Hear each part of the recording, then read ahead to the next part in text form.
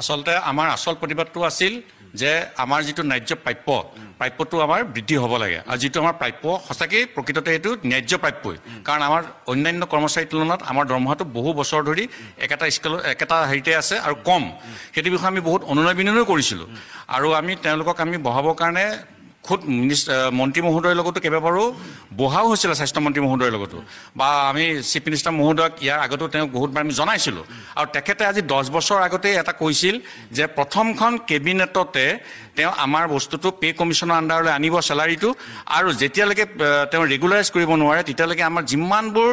employee আছে technical non technical সকলোকে pay কমিশ্যনৰ আণ্ডাৰত দিব কিন্তু তেওঁ কৈ যোৱা আজি প্ৰায় 10 বছৰ অতিক্ৰম হ'ল তেওঁ মুখ্যমন্ত্ৰী হৈ থকাৰো এটা সম্পূৰ্ণ কাৰ্যকাল শেষ হ'ল আজিলৈকে সেই বিষয়ে তেওঁ কোনো পদক্ষেপ গ্ৰহণ নকৰিলে আৰু সেইটো পদক্ষেপ গ্ৰহণ কৰিবৰ কাৰণে বহুত অনুনয় বিনয় কৰিলোঁ তেওঁলোকে কোনো কাণসাৰ নকৰাৰ কাৰণে আজি আমি আন্দোলনটো কৰিবলৈ বাধ্য হ'লোঁ কিন্তু তেখেতে যদি ব্লেকমেইলিং শব্দ ব্যৱহাৰ কৰিলে সেইটো আমাৰ প্ৰত্যেকজন কৰ্মচাৰীক যথেষ্ট আঘাত দিছে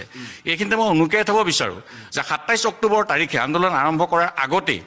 তেজপুৰত সন্মানীয় হেল্থ মিনিষ্টাৰ মহোদয় আৰু কমিশ্যনাৰ ছাৰৰ লগত আমাৰ দুইটা সংগঠনৰ এক্সিকিউটিভ কমিটিৰ মেম্বাৰসকলক লৈ এখন মিটিং হৈছিলে যে আন্দোলনটো বন্ধ কৰিব পাৰি নেকি আৰু মেগা হেল্থ কেম্পবিলাক পাতিব পাৰি নেকি তাত এটা সুন্দৰ আলোচনা হৈছিল আমি আজি কৈছিলোঁ যে ছাৰ আমাৰ আগতেই যিহেতু আমাৰ আন্দোলনটো ঘোষণা হৈ গ'ল গতিকে আপুনি যদি তাৎক্ষণিকভাৱে এটা লিখিত কিবা এটা মীমাংসা কৰাৰ উপায় উলিওৱাৰ বিষয়ে লিখিত দিয়ে আমি জনসাধাৰণক বুজাই পেলাই আন্দোলনটো বন্ধ কৰি দিম আৰু হেল্থ মেলাবিলাক আমি নকৰাৰ পক্ষপাতি আমিও নহয় গতিকে আপুনি লিখিত দিয়ক আমি উঠাই ল'ম নতুবা 2 দিন আপোনালোকে বেক কৰি দিয়ক আমি যিকেইটা আছে হেল্থ মেলা 10-12টা বাকীখিনিটো কমপ্লিটেই হ'ল আমি কৰি দিম সেই মুহূৰ্তত সন্মানীয় হেল্থ মিনিষ্টাৰ মহোদয় কমিশ্যনাৰ ছাৰ সুধিছিল যে হেল্থ কেম্পসমূহ পিছুৱাই দিব পৰা যায় নাযায় আৰু সেই মুহূৰ্তত কমিশ্যনাৰ ছাৰে কৈছিল যে এইটো তেনেকুৱা কোনো টেকনিকেল ইছ্যু নাই আমি পিছুৱাই দিব পাৰি সিদ্ধান্তটো তেনেকৈয়ে লোৱা হৈছিলে গতিকে আমি ভাবিছিলোঁ যিহেতু আগতে আমাৰ সিদ্ধান্ত লৈ থোৱা হৈছিল আন্দোলনৰ আৰু চৰকাৰেও যদি কোনো ধৰণৰ প্ৰতিশ্ৰুতি নিদিয়ে তেতিয়াহ'লে আমি নিৰ্দিষ্ট সময়লৈকে ঘোষণা কৰিলেই যেতিয়া আন্দোলনটো কৰি আমি হেল্থ কেম্প কৰি দিম কিন্তু আমি এইটো বুজি নাপালোঁ যে আমাৰ সন্মুখতে কমিশ্যনাৰ ছাৰৰ লগত